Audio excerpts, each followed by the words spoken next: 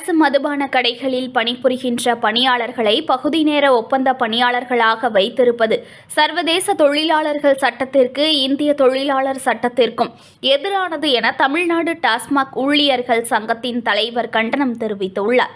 சென்னை எருக்கஞ்சேரி பகுதியில் தமிழ்நாடு டாஸ்மாக் ஊழியர் சங்கம் சார்பில் வடசென்னை பகுதி டாஸ்மாக் சார்பில் கலந்தாய்வு கூட்டம் நடைபெற்றது. இந்த கூட்டத்தில் தமிழ்நாடு டாஸ்மாக் பணியாளர் சங்கத்தின் தலைவர் பெரியசாமி மற்றும் சங்க பொறுப்பாளர்கள், வடசென்னை பொறுப்பாளர்கள் என பலர் கலந்து கொண்டனர்.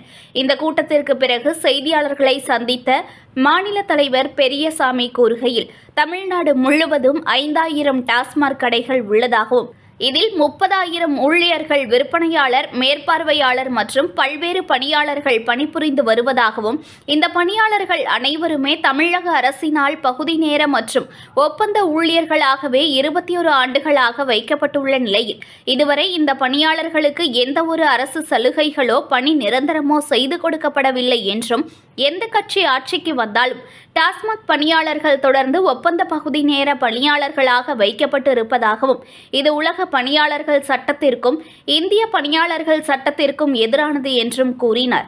அத்துடன் 2 ஆட்சியில் வந்தும் டாஸ்மாக் பணியாளர்களுக்கு எந்த ஒரு நலனும் செய்யப்படவில்லை என்றும், இதனைத் தொடர்ந்து வருகின்ற காந்தி ஜெயந்தி அன்று மதுபான ஊழியர்களின் ஊதிய உயர்வு, பணி நிரந்தரம் போன்ற கோரிக்கைகளை முன்னெடுத்து கோரிக்கை மாநாடு தமிழ்நாடு மதுபான ஊழியர்கள் சங்கம் சார்பில் நடைபெறும் என்றும் கூறினார்.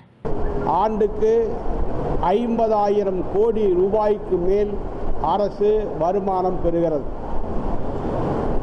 அரசின் ஆண்டு வரவு செலவு திட்டத்திற்கு மிக பெரும் பங்களிப்பு செலுத்தும் டாஸ்மாக் பணியாளர்களுடைய உழைப்பு போற்றத்தக்கது, வரவேற்கத்தக்கது, பாதுகாக்கத்தக்கது. ஆனால் கடந்த 21 ஆண்டுகளாக 2003 நவம்பர் மாதம் தொடங்கி இந்த தேதி வரையிலும் இந்த பணியாளர்களை தொகுப்பூதிய ஒப்பந்த பகுதி நேர பணியாளர்களாக வைத்திருப்பது சர்வதேச தொழிலாளர் நடைமுறைக்கும் நாட்டில் நடைமுறையில் உள்ள தொழிலாளர் சட்டங்களுக்கும் நியாயமான தொழிலாளர் வாழ்க்கை நியதிகளுக்கும் எதிரானதாகும். எனவே அவர்கள் பணி பாதுகாப்பு குறித்து தமிழ்நாடு டாஸ்மாக் பணியாளர் சங்கம் தொடர்ந்து கோரிக்கை வைத்து வருகிறது. நியூஸ்1 தமிழை லைக் பண்ணுங்க, கமெண்ட் பண்ணுங்க, ஷேர் பண்ணுங்க, மறக்காம சப்ஸ்கிரைப் பண்ணுங்க.